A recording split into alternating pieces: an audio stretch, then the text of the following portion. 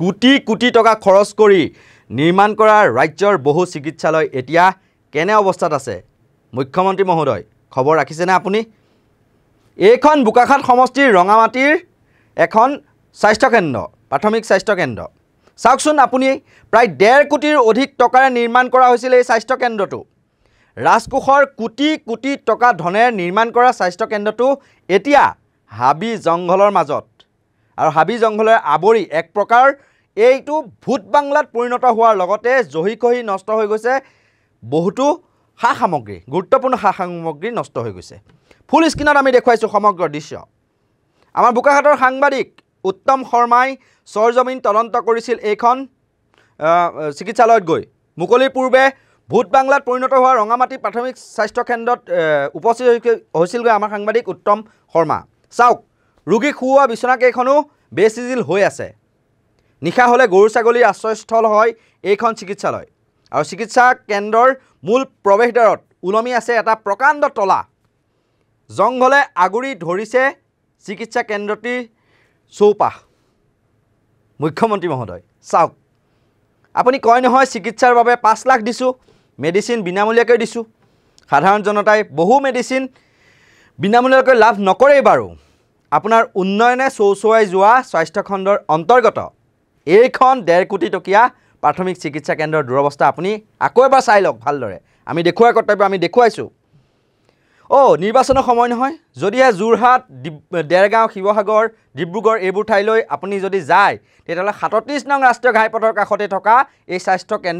কেন্দ্ৰটোত সোমাই আপুনি খবৰ এটা লৈ যাবচোন পাহৰিছিলোৱে আপুনি হেলিকপ্টাৰে গৈহে নিৰ্বাচনী প্ৰচাৰ কৰেগৈ অৱশ্যে তলে যদিহে কেতিয়াবা যায় তেন্তে চাই যাবচোন এইখন 1.5 কোটি টকীয়া স্বাস্থ্য কেন্দ্ৰ আৰু স্বাস্থ্য কেন্দ্ৰটোৰ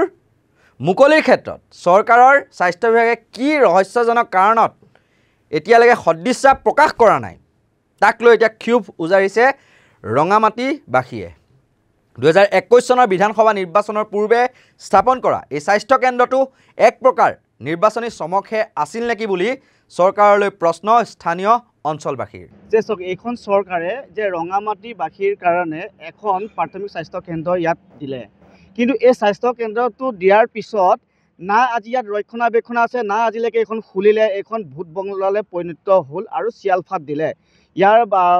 দৃষ্টি মানুহে আৰু এইটো গ্লাছো ভাঙিছে সিমানলৈকে হৈছে ইয়াত কিন্তু এইখন হোৱাৰ কাৰণে আমাৰ কিন্তু মনত বিৰাট ভাল লাগিছিলে এটা কাৰণে ভাল লাগিছিলে যে আমাৰ ৰঙামাটিত এখন প্ৰাথমিক স্বাস্থ্য কেন্দ্ৰ হৈছে আমাৰ যিবিলাক অভাৱ যিখিনি আমাৰ দেখাব লগা যি ডক্টৰ নাৰ্ছ থাকিব আমাৰ সুবিধা হ'ব কিন্তু দেখা পোৱা গৈছে যে আজি 2020 চনৰ পৰা 2024 চনৰ এপ্ৰিল মাহৰ আজি 3 তাৰিখ বা 2 তাৰিখ হ'লহি কিন্তু আজি পৰ্যন্তলৈকে কিন্তু এইখন চৰকাৰে এইখন প্ৰাথমিক স্বাস্থ্য কেন্দ্ৰ আজিলৈকে খোলা দেখা পোৱা নগ'ল খুব দুৰ্ভাগ্যজনক বিষয় কথা এই বিষয়টোৰ ওপৰত স্থানীয় এজন বিধায়ক আছে কৃষি মন্ত্ৰী তেখেতে এই বোকাখাট সমষ্টিটোৰ সীমামূৰীয়া এই ৰঙামাটিত বিভিন্ন জনগোষ্ঠীয়ে মানুহে ভৰিপিত এখন এটা পঞ্চায়ত এই পঞ্চায়তটো ৰিজাৰ্ভেশ্যন পঞ্চায়ত কিন্তু এই ঠাইত কিন্তু আজিলৈকে এইখন খোলা দেখা পোৱা নোযোৱাত কিন্তু আমি বহুতবাৰ আপোনালোকৰ সংবাদ মাধ্যমত প্ৰচাৰ কৰি আছোঁ সেই প্ৰচাৰ কৰাৰ কাৰণে কিন্তু আমাক তেখেতলোকে ব্যক্তিগত হিচাপে আমাক আক্ৰমণো কৰিছে সেইটো আপোনালোকৰ সংবাদ মাধ্যমতো প্ৰচাৰ হৈছে সেই হিচাপে ক'ব বিচাৰিছোঁ যে আগন্তুক ইলেকশ্যনত মানে এই 24ৰ যি লোকসভা ইলেকশ্যন আহি আছে সেই ইলেকশ্যনৰ সময়ত কিজানি টোপ দিয়া যি কি আমাৰ সেইটো এটা চিন্তা হৈ আছে কিন্তু আমি এইটো কথা ক'ব বিচাৰিছোঁ যে অসম চৰকাৰ ক'ব বিচাৰিছোঁ জইণ্ট ডাইৰেক্টৰ ক'ব বিচাৰিছোঁ যে অতি শীঘ্ৰে আমাৰ গোলাঘাট জিলাৰ দেৰগাঁও ৰঙামাটি কৈপত্ৰ গাঁৱৰ এই বাগানত যিখন আমাৰ প্ৰাথমিক স্বাস্থ্য কেন্দ্ৰ ইয়াত কিন্তু যি তেখেতলোকে বনাইছে সেই স্বাস্থ্য কেন্দ্ৰটো খুলি দিবৰ বাবে অনুৰোধ জনাইছোঁ কৃষি মন্ত্ৰীক অনুৰোধ জনাইছোঁ এজন মন্ত্ৰীক আচলতে অনুৰোধ জনাবই নালাগে কিয়নো নালাগে তেখেতক ঘৰৰ ঠাই ঘৰৰ বুলি ক'ব লাগিব কিয়নো এই সমষ্টিৰ পৰা তেখেত প্ৰতিনিধিত্ব কৰিছে তেখেতৰ দায়িত্ব আছে যে এই স্বাস্থ্য কেন্দ্ৰখন খুলিবৰ বাবে কিন্তু আজিলৈকে তেখেতে খোলাৰ কথা চিন্তাই নকৰে আৰু ইয়াত আৰু এটা খুব দুখজনৰ বিষয় কথা ইয়াত এই বিল্ডিংটোৰ লগত ইয়াত এখন বাউণ্ডেৰী ৱাল আছিলে কিন্তু এই বাউণ্ডেৰী ৱালখন আজিলৈকে ইয়াত দেখা পোৱা নগ'ল যে ইয়াত যিটো ফাণ্ড আহিছিলে এই ফাণ্ডটো ক'ত গ'ল আৰু কি হ'ল সেই বিষয়টো মানে আমাক অৱগত কৰিব লাগে। ইয়াৰ কৰ্তৃপক্ষই আমাক অতি শীঘ্ৰে